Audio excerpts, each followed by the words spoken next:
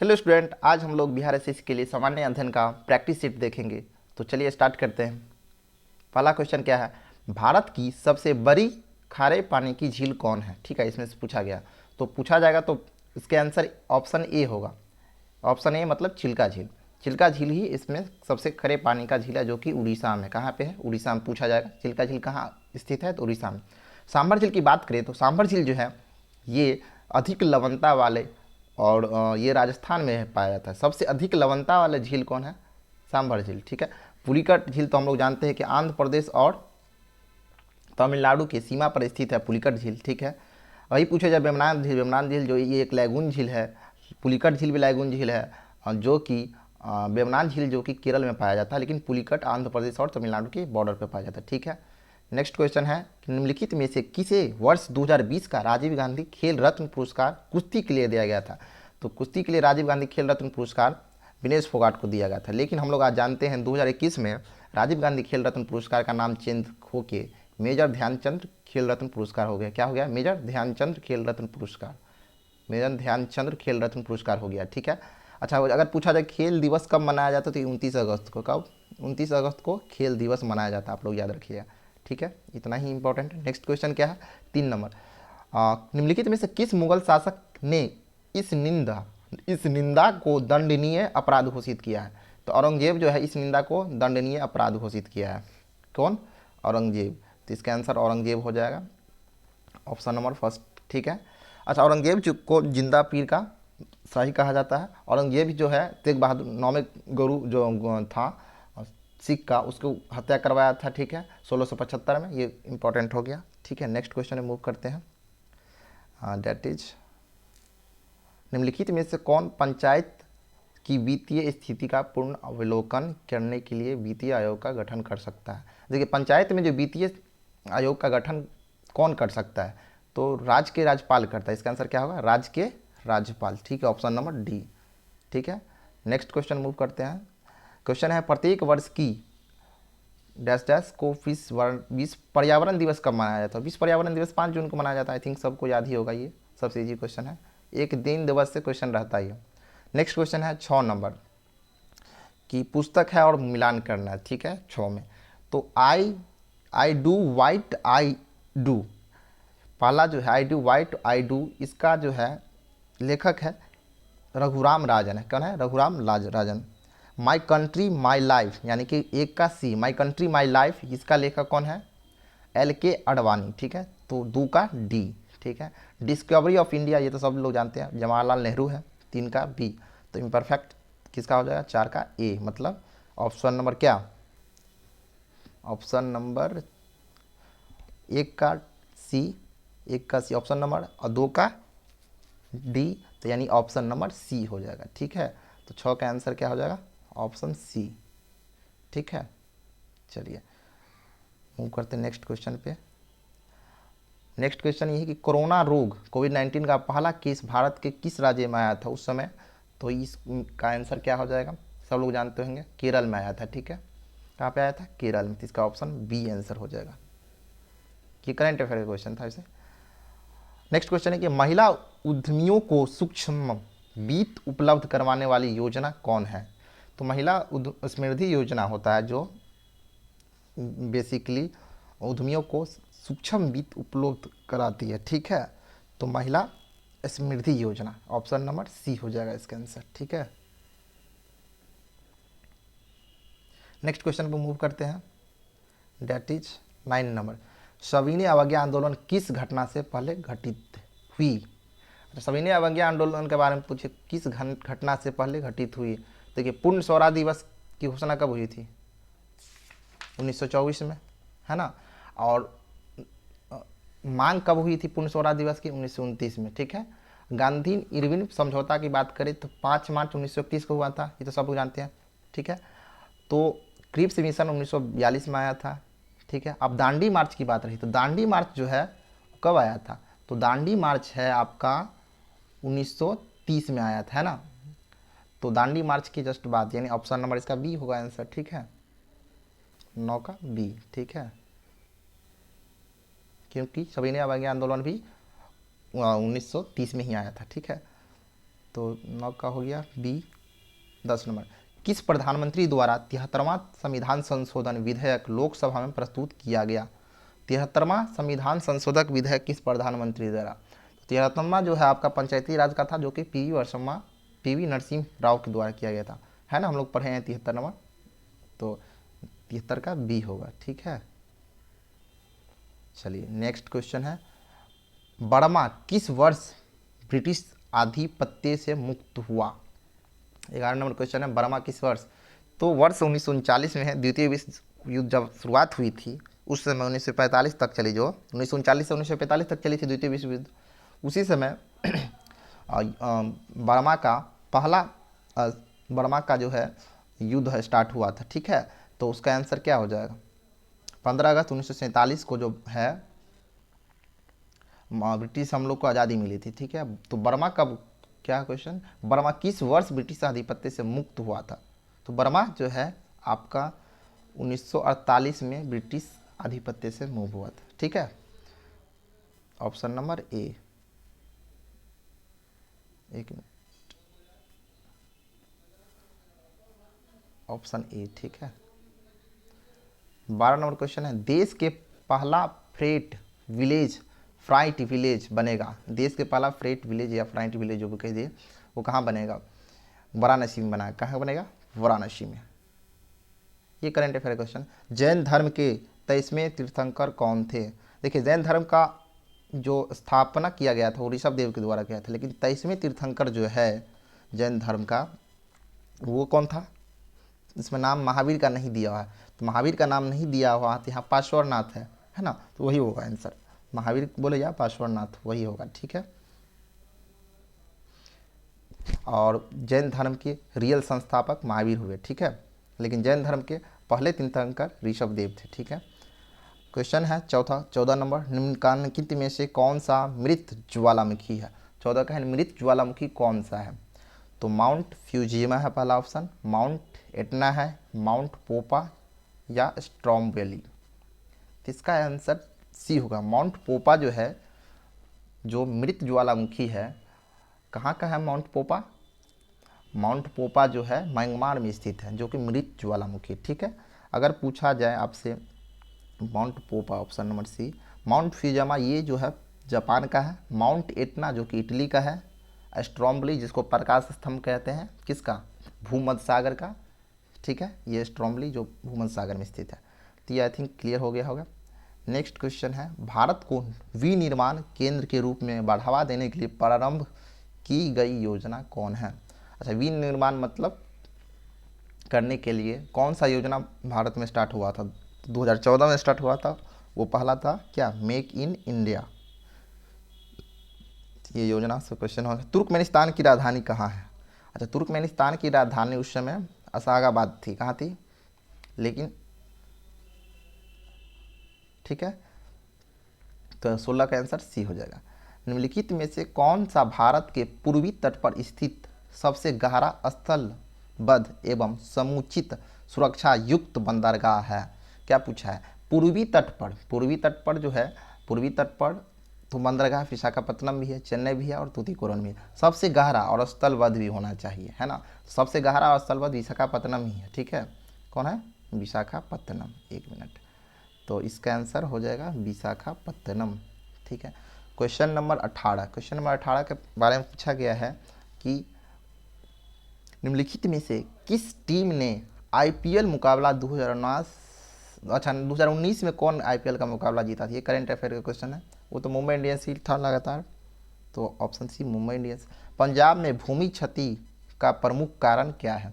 तो पंजाब में जो भूमि क्षति का प्रमुख कारण है वो अति सिंचाई है। ठीक है, क्योंकि यहाँ कृषि ज़्यादा होती है तो सिंचाई ज़्यादा होगी, तो वहाँ पे जो है भूमि क्षति उससे ज़्यादा होती है, तो ऑप्शन नंबर सी होगा। ठीक है, मूव करते हैं next one, that is 20 number. Cricket captaincy and controversy नामक पुस्तक किसके जीवन से संबंधित है ना, ये किसकी घटनाओं पर आधारित है? तो 20 नंबर क्वेश्चन पूछा गया है, तो उसका आंसर हो जाएगा, ये है सौरभ गांगुली से। ठीक है, option number D, Saurabh Ganguly. अच्छा, मिलान चिन्ह वाला पूछा जा रहा है नेक्स्ट क्वेश्चन। निम्न में से कौन सा युग्म सुमेलित नहीं है? अच्छा, संचालन समिति जीवी मावलकर दे रहा है, ठीक है, ये क्वेश्चन बहुत आता है, इसको एक बार क्लियर कर लेते हैं। देखिए प्रांतीय समिति के बारे में बात करें तो प्रांतीय समिति सरदार पटेल लिखा था, प्रांतीय समिति पटेल, ठीक है, पटेल के द्वारा हुआ था। प्रांतीय समिति पटेल के द्वारा, ठीक है। वही प्रारूप समिति पूछा जाए, प्रारूप समिति सब लोग जानते हैं, बी आर अम्बेडकर। कौन? डॉक्टर बी आर अम्बेडकर, ठीक है। फिर संचालन समिति पूछा जाए तो संचालन समिति किसका होगा? राजेंद्र प्रसाद, डॉक्टर राजेंद्र प्रसाद या राजेंद्र प्रसाद, ठीक है, राजेंद्र प्रसाद, ठीक है। तो प्रांतीय समिति हो गया पटेल, मतलब सरदार पटेल, प्रारूप समिति बी आर अम्बेडकर, संचालन समिति डॉक्टर राजेंद्र प्रसाद। संघीय समिति पूछे तो जवाहरलाल नेहरू। कौन है? यहाँ पे लिख देते हैं, संघीय समिति, संघीय जवाहरलाल नेहरू, ठीक है, जे एल नेहरू। तो संघीय समिति आपको क्लियर हो गया, प्रांतीय समिति क्लियर हो गया, संचालन समिति भी आपका क्लियर हो गया, ठीक है। तो संचालन समिति आपको हम क्या बताए थे? राजेंद्र प्रसाद, ठीक है, संचालन समिति। इसमें से कौन सा जो है गलत है तो इसको चूज कीजिए। तो संचालन समिति यहाँ पे जीवी मावलंकर दिया हुआ है, तो पहला ऑप्शन ही गलत है ना। तो संचालन समिति क्या होना चाहिए? संचालन समिति क्या होना चाहिए? Doctor Rajendra Prasad, D R Rajendra Prasad, ठीक है, ठीक है, ठीक है। अगर पूछा जाए आप लोग से संघ संविधान समिति कौन था, तो वो जवाहरलाल नेहरू था। जिसमें संघ लग ज़्यादातर उसमें जवाहरलाल नेहरू ही है। मूल अधिकार उप समिति कौन था? जेवी कृपलानी था। वही राष्ट्रीय ध्वज तदर्थ का समिति कौन था? तो राजेंद्र प्रसाद था, ठीक है, ये क्लियर हो गया। नेक्स्ट क्वेश्चन है, हिमा दास जिन्होंने 2019 के कलानोडो चेक रिपब्लिक की स्वर्ण पदक जीता, संबंधित है। अच्छा पूछा हिमा दास किस खेल से संबंधित है ना, यही क्वेश्चन है। तो हिमा दास जो है आपको एथलेटिक्स से संबंधित है, ऑप्शन नंबर सी जो है एथलेटिक्स से संबंधित है, ठीक है। उसके बाद नेक्स्ट क्वेश्चन है, पेसो निम्नलिखित में किस देश के मौद्रिक इकाई है? पेसो, तो पेसो तो सब जानता होगा, आई थिंक फिलीपींस का है। पेसो बोलते हैं, कभी कभी पीसो भी लिखा रहता है, तो पीसो या पेसो जो भी है फिलीपींस की है मौद्रिक, ठीक है। नेक्स्ट क्वेश्चन 24 नंबर, अक्टूबर 2020 में न्यूजीलैंड के प्रधानमंत्री के रूप में कौन कार्यरत हुआ था? अच्छा 2020 वाला जो है ये सारे करंट अफेयर है, तो उस समय 2020 में जो है कौन सा कार्यरत हुआ था? तो न्यूजीलैंड से जेसिंडा अर्डनर। कौन थी? जेसिंडा अर्डनर, ठीक है, ऑप्शन नंबर बी थी। भारत की निम्नलिखित में से कौन सी नदी दरार भ्रंश घाटी से बहती है? अच्छा दरार भ्रंश घाटी से बहने वाला नदी कौन है भारत में? नर्मदा नदी है। अच्छा नर्मदा नदी कहाँ से निकलती है? ऐसे ऐसे जैसे ये भारत, नर्मदा नदी यहाँ से निकलती है, अमरकंटक की पहाड़ी की यहाँ से ऊपर से, ठीक है, यहाँ पे क्या है, और यहाँ ये इसके नीचे से निकलती है ताप्ती नदी, है ना। तो यही जो है कहाँ गिरती है? अरब की खाड़ी में गिरती है, यही भ्रंश घाटी के दरार में से बहती है। तो ऑप्शन नंबर ए हो जाएगा, ठीक है, 25 का। 26 नंबर क्वेश्चन, निम्नलिखित में से कौन इसरो के वर्तमान अध्यक्ष है? अच्छा इसरो के वर्तमान अध्यक्ष उस समय 2020 में पूछा गया है, तो उस समय ऑप्शन नंबर क्या हो जाएगा? के सिवान था उस समय, ठीक है, तो उस समय सी हो जाएगा, करंट अफेयर का क्वेश्चन था, ठीक है। नेक्स्ट क्वेश्चन, राजा रवि वर्मा कौन थे? राजा रवि वर्मा चित्रकारी थे। क्या थे? चित्रकारी, ठीक है, तो इसका ऑप्शन नंबर ए हो जाएगा। लोकसभा में अनुसूचित जाति के लिए स्थान आरक्षित है। लोकसभा में अनुसूचित जाति के लिए स्थान कितने आरक्षित है? तो ऑप्शन नंबर सी होगा, इसका 84 होगा, ठीक है, 84 स्थान जो है आरक्षित है, मतलब 84 सीट है, ठीक है, जिसको जनजाति के लिए लेकिन पूछा जाए तो 47 सीट है, ठीक है, और 84 सीट अनुसूचित जाति के लिए, ठीक है। अगर अनुच्छेद 85 की बात करें तो उसके तहत राष्ट्रपति को अधिकार है कि लोकसभा का विघटन कर सकता है, ठीक है, अनुच्छेद 108 है, चाहिए ये वाला दूसरा चीज़ है। ओके नेक्स्ट वन, निम्नलिखित में से किसने तीनों गोलमेज सम्मेलन में भाग लिया है? इसको तो सब जानते होंगे आई थिंक। तीनों गोलमेज सम्मेलन में बी आर अम्बेडकर ने भाग लिया था। कौन सा? B R Ambedkar, option number D. भारतीय ध्वज संहिता कब से हुई? तो ध्वज संहिता जो अगर पूछा जाए क्या है, ध्वज संहिता कब से प्रभावी हुई? अच्छा कब से प्रभावी हुई? तो 2002 से प्रभावी हुई। क्या है आंसर इसका? 2002, ठीक है। अच्छा, पोर्टो नोवा निम्नलिखित में से किस देश की राजधानी है? पहला option Liberia, Angola, Gabon, Benin. Porto Novo, ठीक है। तो सबका हम राजधानी बताते हैं। इसका जो है पोर्टो नोवा बेनिन की राजधानी है। किसकी है? बेनिन की। तो बेनिन की राजधानी पोर्टो नोवा है, ठीक है। अच्छा, लाइबेरिया किसकी राजधानी है? आप लोग कमेंट कीजिएगा लाइबेरिया की राजधानी, ठीक है। अच्छा, अंगोला का भी कमेंट कीजिए, सारे राजधानी को आप लोग कमेंट कीजिएगा। मूव करते हैं नेक्स्ट वन पे। पालघाट स्थित है। पालघाट कहाँ स्थित है? तो पालघाट बेसिकली कोयम्बटूर एवं पालकड्डा के बीच स्थित है। पालघाट एक दर्रा है, ठीक है, जो कि केरल, जैसे कि केरल से तमिलनाडु के बीच में जो है, कोयम्बटूर केरल में आ गया। एक मिनट, पालघाट दर्रा देखिए, पालघाट दर्रा जो है ये इधर का केरल है, इधर का तमिलनाडु। तो ये जो तमिलनाडु में एक जगह है कोयम्बटूर, यहीं से एक पालाकाट के बीच जो स्थित है वो पालघाट दर्रा है, ठीक है। तो ऑप्शन नंबर सी हो जाएगा। 33 नंबर क्वेश्चन देख लें। पुस्तक वी आर डिस्प्लेड का लेखक कौन है?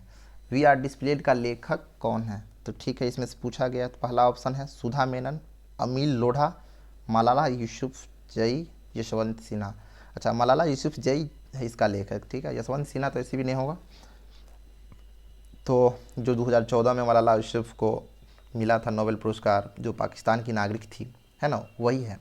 चलिए नेक्स्ट क्वेश्चन है, जापान का कौन सा बंदरगाह रेशम बंदरगाह के नाम से जाना जाता है? ठीक है, जापान का कौन सा बंदरगाह रेशम बंदरगाह के नाम से जाना जाता है? तो इसका है आंसर योकोहामा। देखिए टोक्यो, और अगर पूछा जाए जापान की राजधानी कहाँ है तो टोक्यो, ठीक है। एक मिनट, जापान की राजधानी टोक्यो है, लेकिन वो कौन से द्वीप पे है इसको कमेंट कीजिएगा। होन्सू या क्योंसू द्वीप पे है, किस द्वीप पे है, ठीक है। निम्नलिखित में से किससे प्रवासी भारतीय सम्मान 2019 से पुरस्कारित किया गया? तो प्रवासी वाला जो सम्मान है उस किसको सम्मान मिला था 2019 में? तो राजेंद्र कुमार जोशी। ये करंट अफेयर का क्वेश्चन है। इसे भारत में सबसे लंबा समुद्र तट सी बीच जिसको कहते हैं कहाँ स्थित है? ठीक है, तो ये जो है मरीना बीच है, वो है, ठीक है। 36 का डी आंसर हो जाएगा, ठीक है। चलिए नेक्स्ट क्वेश्चन हम लोग चलते हैं। निम्नलिखित में से कौन सी समिति को प्राक्कलन समिति की जुड़वा बहन कहा गया? अच्छा, प्राक्कलन समिति की जुड़वा बहन तो सब जानता है, लोक लेखा समिति है, सिंपल सी बात है। तो प्राक्कलन समिति की जुड़वा बहन लोक लेखा समिति है। ऑप्शन नंबर ए हो जाएगा, ठीक है। 37 का ये आंसर है। प्राक्कलन समिति में जैसे बात किया जाए तो 30 सदस्य होती है। कभी कभी पूछा जाएगा तो प्राक्कलन समिति में कितने सदस्य होती है? तो 30 सदस्य होती है। इसमें से जिसमें लोक लेखा समिति का 22 सदस्य होते हैं, 15 गो लोकसभा से होता है और 7 गो राज्यसभा से होता है, ठीक है। ये भी पूछा जा सकता है कितने किस किस से होते हैं, यानी 22 सदस्य जो है लोक लेखा समिति का होगा, 15 लोकसभा से होगा, 7 राज्यसभा से होगा, ठीक है। चलिए नेक्स्ट क्वेश्चन मूव करते हैं 38 नंबर पे। तो 38 नंबर क्वेश्चन है, भारत में अंग्रेजी शिक्षा किसने आरंभ की? अच्छा, अंग्रेजी शिक्षा तो हम सब लोग जानते हैं मैकेले की थी, ठीक है। तो इसका आंसर बी हो जाएगा, बिना देखे ही, है ना। तो बी, 38 का बी। नेक्स्ट क्वेश्चन है, अच्छा मैं शिक्षा के लिए एक कुछ आयोग बना था, वो आयोग से भी डिस्कशन कर लेते हैं हम लोग। पहला शिक्षा के लिए आयोग बना था हंटर कमीशन, जो कि 1882 में आया था रिपन के शासनकाल में। क्योंकि हम लोग जानते हैं रिपन का शासनकाल जो है, रिपन का शासनकाल कितना से कितना है? 1880 से 84, है ना, 80 से 84। तो रिपन के शासनकाल में ही हंटर आयोग का गठन हुआ था। क्या आया था? हंटर आयोग। हंटर आयोग शिक्षा से संबंधित है, और वो भी 1882 में आया था, ठीक है। उसके बाद नेक्स्ट आयोग आया था रैले कमीशन 1902 में, जो कि कर्जन के शासनकाल में आया। कर्जन का शासनकाल हम लोग जानते होंगे कितना है, 1899 से 1905, है ना, कर्जन का शासनकाल। तो कर्जन का शासनकाल 1899 से 1905 है। 1902 में आया था रैले आयोग। क्या आया था? रैले आयोग, रैले, जो कि शिक्षा से संबंधित था, ठीक है। नेक्स्ट जो आयोग आया था जो कि शिक्षा से ही है, लेकिन ये यूनिवर्सिटी के लिए बेसिकली आया था, सैडलर कमीशन, जो कि 1917 में आया था। क्या आया था? Sadler commission. सैडलर कमीशन क्या आया था? Sadler commission. सैडलर कमीशन जो आया था वो आया था कब? 1917 में, ठीक है, जो चैम्सफोर्ड की अध्यक्षता में आई थी, ठीक है। उसके बाद एक और कमीशन बना था जिसका नाम है हर्टोग कमीशन 1929 में, ठीक है, हर्टोग कमीशन। ये सारे शिक्षा से संबंधित है। एक और था वुड डिस्पैच, ये भी शिक्षा से संबंधित ही है, ठीक है, जो कि भारत का वुड डिस्पैच जो भारत में शिक्षा का मैग्ना कार्टा कहा जाता है, 1854 में आया था। तो ये शिक्षा से संबंधित कुछ आयोग पढ़ लिए हम लोग। चलिए नेक्स्ट क्वेश्चन पढ़ते हैं 39 नंबर। भारत में वित्त आयोग की नियुक्ति कौन करता है? अच्छा, भारत में वित्त आयोग की नियुक्ति कौन करता है, ये क्वेश्चन है। संविधान के अनुसार बात करें तो भारत के राष्ट्रपति करते हैं वित्त आयोग की नियुक्ति, ठीक है। वित्त मंत्री के नहीं पूछा जा रहा है, वित्त आयोग। तो वित्त आयोग भारत के संविधान के अनुसार जो है राष्ट्रपति करते हैं। ये आर्टिकल 280 में लिखा हुआ है, आप लोग जाके पढ़िएगा, ठीक है। आर्टिकल 280 अगर पढ़िएगा ना तो वो भारत के राष्ट्रपति की जो है वित्त आयोग की गठित करती है। आर्थिक क्रियाकलापों के अल्पकालिक संकुचन और विस्तार का क्या कहते हैं? 40 नंबर क्वेश्चन है, इसका आंसर डी हो गया। देखिए, आर्थिक क्रियाकलापों के लिए कुछ भी आदमी व्यवसाय चक्र बनाता है ना, तो उसको क्या कहते हैं? व्यवसाय चक्र। तो 40 का डी आंसर होगा, 40 का डी। नेक्स्ट क्वेश्चन 41 पे आ गए हम। निम्नलिखित में से कौन सा क्षेत्र कोयला भंडार में सबसे अधिक समृद्ध है? तो कोयला भंडार में सबसे अधिक समृद्ध अगर पूछा जाए भारत में तो दामोदर घाटी है। दामोदर घाटी जो कि कहाँ पे है? दामोदर घाटी ये झारखंड में, ठीक है। दामोदर घाटी झारखंड में है और कोयला के लिए सबसे समृद्ध है, ठीक है। यहाँ जो है बेसिकली झारखंड का कुछ एरिया है, बोकारो हो गया, झरिया हो गया, ठीक है, इस सब में है। और ये तो नेक्स्ट क्वेश्चन मूव करते हैं 42 नंबर। गंधार कला किन दो कलाओं का संयोज है? गंधार कला किन दो कला का संयोज है? तो गंधार कला हिंद और यूनानी का संयोज है, ठीक है। गंधार कला हिंद और यूनानी का संयोज है, ये पूछा जाएगा। गंधार कला हिंद और यूनानी का संयोज है। नंदा देवी चोटी किस राज्य में स्थित है? अच्छा, नंदा देवी चोटी पूछा जाए तो उत्तराखंड डायरेक्ट है ना, नंदा देवी चोटी है, नंदा देवी पर्वत भी वहीं है उत्तराखंड में। तो 44 नंबर क्वेश्चन पे आ जाते हैं हम लोग। निम्नलिखित में से कौन सा उद्योग को सूर्योदय उद्योग कहा जाता है? कौन सा उद्योग को सूर्योदय उद्योग कहा जाता है? तो इसमें आंसर हो जाएगा सी, सूचना प्रौद्योगिकी को क्या कहते हैं? सूर्योदय उद्योग।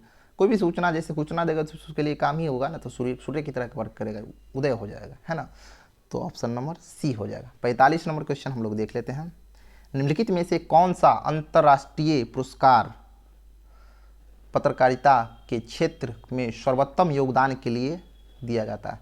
पत्रकारिता के क्षेत्र में सबसे सर्वोच्च पुरस्कार कौन है? सब जानते हैं, पुलित्जर पुरस्कार, जो कि कहाँ से दिया जाता है? फिलीपींस गवर्नमेंट के द्वारा दिया जाता है पुलित्जर। नहीं सॉरी, पुलित्जर नहीं, रैमन मैग्सेसे फिलीपींस के द्वारा जाता है। पुलित्जर तो पत्रकारिता के क्षेत्र में होता है ना, जो भारत के फिल्म जगत में सबसे बड़ा पुरस्कार दादा फाल्के पुरस्कार है, ठीक है। लेकिन पत्रकारिता में क्या है? पुलित्जर है। अब बुकर पुरस्कार जो है साहित्य के क्षेत्र में, ठीक है। इतना क्लियर हो गया। चलिए, तो 45 का आंसर सी हो जाएगा, 45 का answer C. Next question 46। Aligarh में स्थित जामिया मिलिया इस्लामिया विश्वविद्यालय के प्रथम कुलाधिपति कौन थे? तो 46 के हैं इसका आंसर होगा हाकिम अजमल खान जो है प्रथम कुलपति थे। प्रथम कुलपति कौन थे? हाकिम अजमल खान। भूमध्यवर्ती, नेक्स्ट क्वेश्चन, भूमध्यवर्ती क्षेत्रों में गहन वाष्पन के कारण होने वाली वर्षा को क्या कहते हैं? तो भूमध्य क्षेत्र में वाष्प के कारण जो कंडेंसेशन से बनता है, वो बादल बन जाता है, उसके कारण जो वर्षा होती है उसको क्या कहते हैं? तो उसको कहते हैं संवहनी वर्षा, कन्वेक्शन बोलते हैं। संवहनी को क्या कहते हैं? कन्वेक्शन। संवहनी वर्षा होगा, क्या हुआ? संवहनी वर्षा, ठीक है। 48 में वॉल स्ट्रीट के शेयर में मूल्य अत्यधिक गिर जाने से क्या प्रभाव पड़ा? ठीक है, तो इसका आंसर हो जाएगा डी नंबर, महामंदी। क्या होगा? महामंदी, ठीक है। नेक्स्ट क्वेश्चन, किस संस्था ने 2020 का नोबेल पुरस्कार जीता? ये करंट अफेयर का क्वेश्चन है, ठीक है, वैसे याद कर लीजिएगा आप लोग। तो नोबेल पुरस्कार WFP जीता था 2020 में, ठीक है, मतलब विश्व खाद्य प्रोग्राम जीता था, ऑप्शन नंबर डी, ठीक है। नेक्स्ट क्वेश्चन, नाथपा झांकी परियोजना निम्नलिखित में से किस पर अवस्थित है? तो देखिए, कुछ कुछ परियोजना जो है हर एक एग्जाम में पूछा जाता है कि ये परियोजना किस नदी पर स्थित है। तो नाथपा झांकी परियोजना जो है वो सतलज नदी पर है, ठीक है, जो कि हिमाचल प्रदेश में है। कहाँ पे है? हिमाचल प्रदेश में। तो हम आपको ये भी बताएंगे कौन कौन सा परियोजना कहाँ पे पूछा जाता है। जैसे उकाई परियोजना ताप्ती नदी पर स्थित, काकरापारा परियोजना ताप्ती नदी पर, राजघाट परियोजना बेतवा नदी पर है, दुलहस्ती परियोजना चेनाब नदी पर है, ये सब पूछा जाता है। पुगबंध परियोजना ब्यास नदी पे है, लास्ट बगलीहार परियोजना चेनाब नदी पर है। इतना इंपॉर्टेंट है, ठीक है, तो आप लोग इतना लिख लीजिएगा। तो आज के लिए इतना ही, धन्यवाद।